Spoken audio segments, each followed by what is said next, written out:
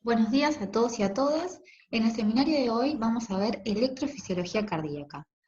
Lo que vamos a ver es cómo se produce el estímulo para dar la señal para que el corazón se contraiga. Pero antes vamos a repasar algunos conceptos. La función del corazón es suplir de nutrientes a todo el organismo y además tiene una función endócrina porque produce hormonas que están relacionadas en lo que es el control de la presión y el volumen sanguíneo. Vamos a ver que el corazón está formado por dos bombas, una bomba izquierda y una derecha. La izquierda tiene sangre oxigenada y la derecha sangre desoxigenada, pobre en oxígeno. Que a su vez estas bombas están divididas, ¿sí? Es bicameral, por aurículas y ventrículos, y entre ellos hay válvulas, la válvula mitral y la válvula tricúspide, que lo que hacen es evitar el retorno de la sangre. Y a su vez también vamos a ver que hay válvulas en la salida de los grandes vasos, ¿sí? Que expulsan la sangre del corazón. Vamos a ver que para cumplir la función, el corazón lo que hace es bombear la sangre y lo hace en una sola dirección y a través de dos circuitos, ¿sí? Una circulación pulmonar y una circulación sistémica. En la circulación pulmonar, la sangre va del corazón a los pulmones y de los pulmones al corazón. Y en la sistémica va del corazón hacia los distintos tejidos del organismo y regresa al corazón, ¿sí? Lo que hace es, la sangre oxigenada va de la aurícula izquierda, se bombea a la derecha, de ahí sale por la arteria aorta, es distribuida a cada uno de los tejidos, básicamente para suplir de oxígeno y nutrientes a cada una de las células, para que puedan hacer ¿qué? Respirar, o sea, obtener energía de los nutrientes. ¿Y cómo lo pueden hacer? Con la presencia de oxígeno. Entonces le provee oxígeno a las células y estas a través de la respiración celular obtienen ATP, pero también producen dióxido de carbono. Ese dióxido de carbono vuelve a la sangre, por lo tanto esa sangre va a estar rica en dióxido de carbono y pobre en oxígeno. Ahí vuelve al corazón y esta sería la circulación sistémica. En la circulación pulmonar o menor, que también se les dice, la sangre va de la aurícula derecha al ventrículo derecho y de ahí sale por la arteria pulmonar a los pulmones. En los pulmones, ¿qué va a producirse? La hematosis, se va a intercambiar dióxido de carbono por oxígeno, o sea, la sangre se va a oxigenar. Y la sangre oxigenada va a volver al corazón. Fíjense que para que ocurra esto, las aurículas se tienen que llenar de sangre y cuando se contraen lo que hacen es hacer un cebado para llenar de sangre a los ventrículos. Y después los ventrículos se contraen para bombear la sangre a la circulación pulmonar y a la circulación sistémica. Por eso, fíjense, en esta foto, primero se contraen las aurículas para hacer el cebado y expulsar la sangre a los ventrículos, y luego se contraen los ventrículos, ¿sí? Es secuencial, primero se contraen las aurículas y después los ventrículos. Por eso vamos a ver que en realidad el músculo auricular y el músculo ventricular están separados. Justamente es para que no se contraigan los dos a la vez.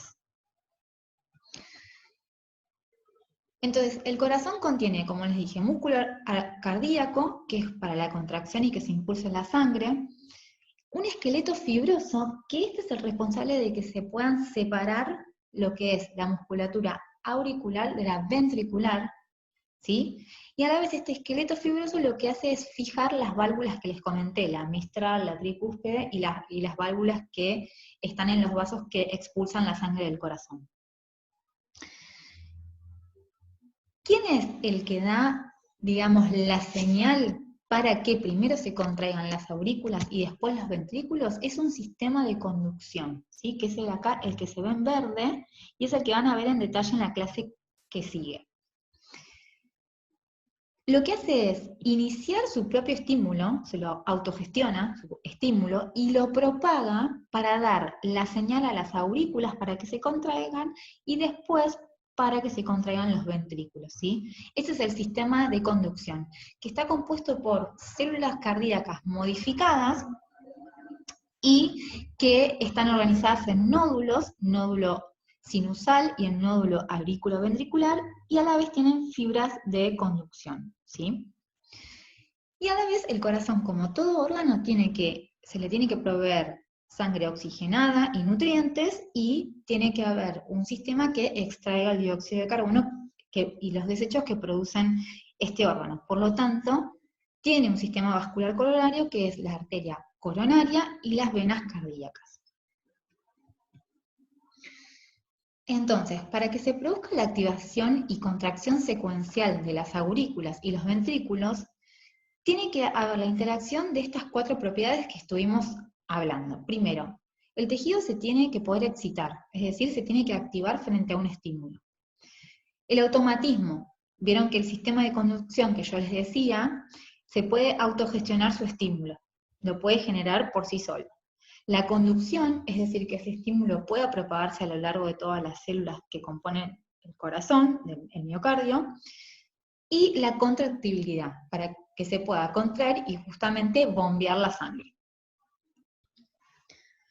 Antes de empezar a hablar del músculo cardíaco, les quería comentar que en el campus les dejamos el seminario de ARTI 1 de tejido muscular que se dio este año.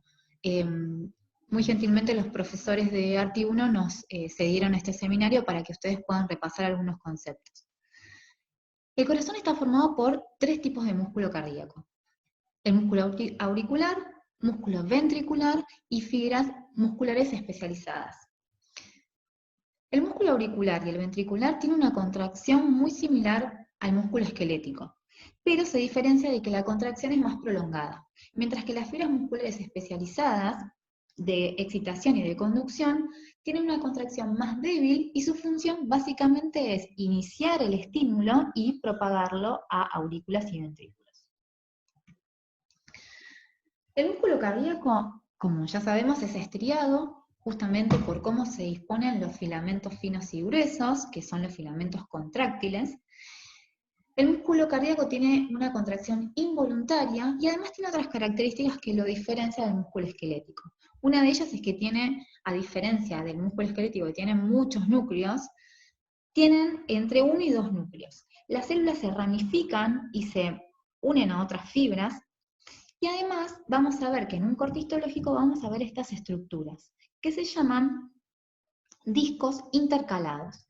Estos discos intercalados se pueden considerar que son membranas celulares, ya que tienen distintas uniones de tipo desmosomas, tienen uniones nexo, que si se acuerdan son como unos túneles que se formaban, poros que se formaban, que hace que haya mucha comunicación entre célula y célula. Y esto es fundamental justamente porque se necesita que haya una conducción del estímulo para que se pueda contraer el músculo. Bueno, la organización de una fibra cardíaca, tenemos el núcleo que es central, obviamente vamos a tener mitocondrias y gránulos de glucógeno porque se necesita energía. La membrana plasmática o sarcolema se hunde formando estos túbulos, ¿sí? Si se acuerdan, son como invaginaciones de la membrana plasmática. Después tenemos un retículo sarcoplásmico, que a diferencia de esas cisternas, de esos sacos que veíamos en el músculo esquelético, es como en forma de red, y no forma las tríadas. ¿Se acuerdan que las tríadas eran como un sanguchito de retículo sarcoplásmico, túbulo T, retículo sarcoplásmico? No, acá se forman díadas, es decir, retículo sarcoplásmico, túbulo, ¿sí? Y después tenemos la típica distribución de los filamentos finos y gruesos, que si lo vemos en el microscopio electrónico de barrido, se acuerdan que se veían zonas claras, que son las zonas I, y zonas oscuras, ¿sí? Y que la unidad de contracción era el sarcómero, ¿sí? Que si vemos acá, el sarcómero se podía delimitar entre línea Z y línea Z. Y después la disposición de los filamentos era: en el centro estaban los filamentos gruesos de miosina, y rodeando estaban los filamentos de actina, ¿sí? Para que se produzca la contracción muscular, lo que necesitábamos era que las líneas Z se acerquen, y esto, ¿quién lo hacía? Cuando se unía la miosina a la actina, traccionaba y hacía que se puedan acercar las líneas Z, ¿sí? Vamos a hablar muy rápidamente las características de los filamentos finos y gruesos. Los filamentos finos, que acá los estoy marcando, están compuestos por actina, troponina y tropomiosina. La actina, ¿se acuerdan que era esta proteína globular que se unía formando estos collares, estos dos collares? Luego tenemos la tropomiosina, que es esta forma de tipo hebra, que tapa la unión de la actina con la miosina. Y después hay un complejo que se llama troponina, complejo troponina, que está compuesto por troponina I, que tapa que inhibe la unión de la actina con la miosina, la troponina T, que une todo el complejo con la tropomiosina, y la troponina C, clave, que es la que, si se unen 4 calcios a esta troponina C, se cambia la conformación de la tropomiosina, se corre y deja libre el lugar de unión de la actina con la miosina. Fíjense que qué importante es saber la estructura de estos miofilamentos, estos filamentos, porque cuando se produce la muerte de las células musculares cardíacas, estas células luego se reemplazan por tejido conectivo. Esta muerte de las células miocárdicas se llama infarto del miocardio. Y hay proteínas que a las horas que se produce el infarto empiezan a aparecer en sangre. Una de ellas es la troponina I y otra la troponina T. Sin embargo, de las dos, la troponina I es la que perdura como 2 semanas después que se produjo la lesión cardíaca. Por lo tanto, la troponina I es un marcador excelente para diagnosticar un infarto del miocardio que ha ocurrido recientemente, ¿sí? Para poder determinarlo en sangre. Los filamentos gruesos están compuestos por miosina, ¿se acuerdan que eran dos cadenas pesadas y 2 cadenas ligeras? ¿Sí? Que las cabezas tenían un sitio de unión para la actina y un sitio de unión para el ATP fundamental. Y que estas se disponían como palos de golf para formar el filamento grueso. Entonces, para la contracción lo que queríamos eran que las líneas Z se unan, y para eso tenía que traccionar. Los filamentos gruesos traccionan los filamentos finos. ¿Quién daba la señal? ¿Se acuerdan? O sea, si ustedes ven el video de tejido muscular, no se ahondaba mucho en esto. Decíamos, bueno, viene una señal eléctrica, viene un potencial de acción que se traslada por toda la membrana y lo que hace es dar la señal para que se libere calcio, y ahí hablamos todo el detalle de qué era lo que pasaba. El calcio se une a la troponina C, cambia la conformación, entonces la cabeza de miosina se une con la actina y se producen los puentes cruzados, bueno, todo lo que es la contracción muscular. Pero nunca nos detuvimos en decir, bueno, ¿cómo pasa esto? ¿Cómo ocurre este potencial de acción y cómo viaja a lo largo de la membrana? Porque la membrana acá plasmática es fundamental para que se dé todo este circuito, ¿sí? Bueno, lo que vamos a hablar en este caso es de esto, de cómo se da la señal, el potencial de acción, para que viaje por toda la membrana, se meta en la membrana que forma el túbulo T, active canales calcio, que este calcio active canales que están en el retículo sarcoplásmico para que liberen calcio. Al aumentar la contracción de calcio intracelular, va a generar que se puedan unir a la troponina C, y bueno, todo lo que sabemos para que se dé la contracción, ¿sí? Entonces, para saber cómo se da un potencial de acción, sí o sí tenemos que aprender estos conceptos. ¿Qué es el potencial de reposo de la membrana plasmática? ¿Y cómo se produce? ¿Qué es el potencial de acción y cómo se produce? ¿Cómo es el potencial de acción del músculo cardíaco?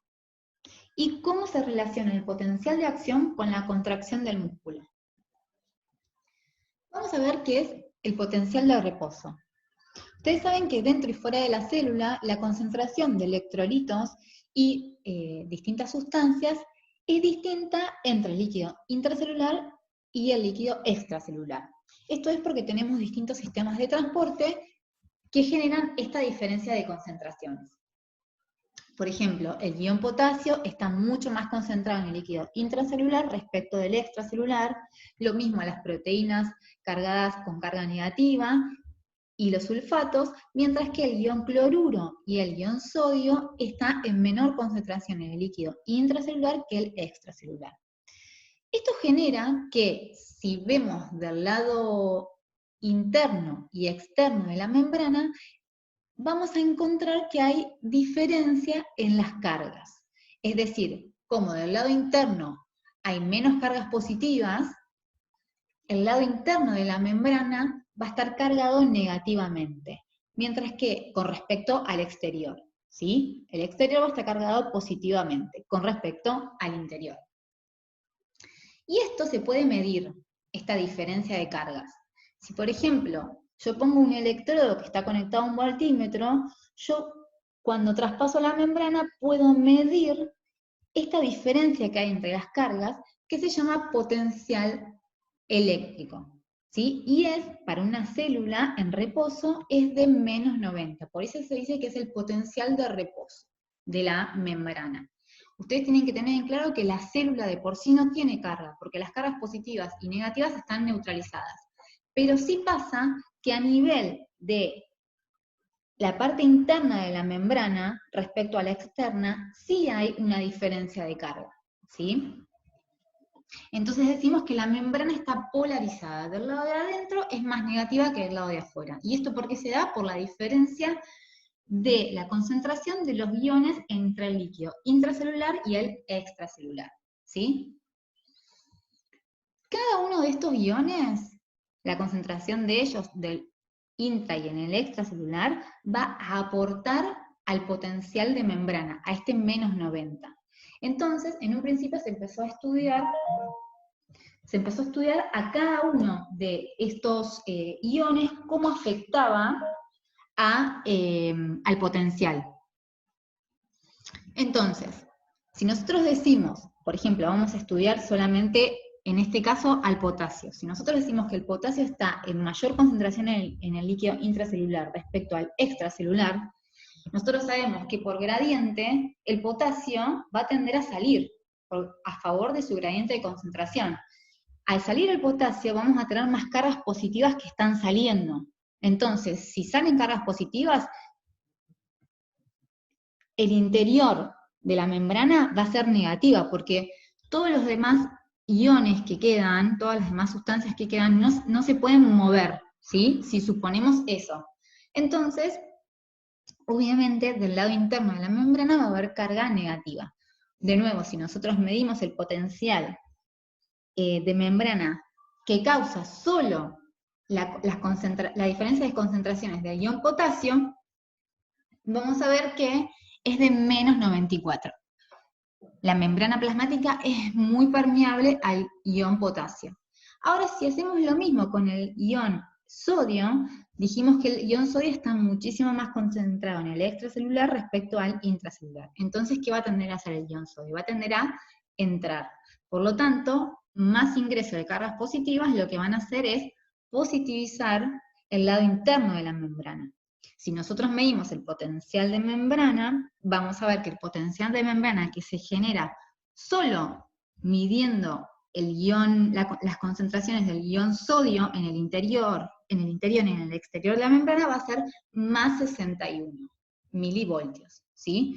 Eso es cómo aporta cada uno de estos iones al potencial de membrana, las concentraciones de ellos en el interior y el exterior de la célula.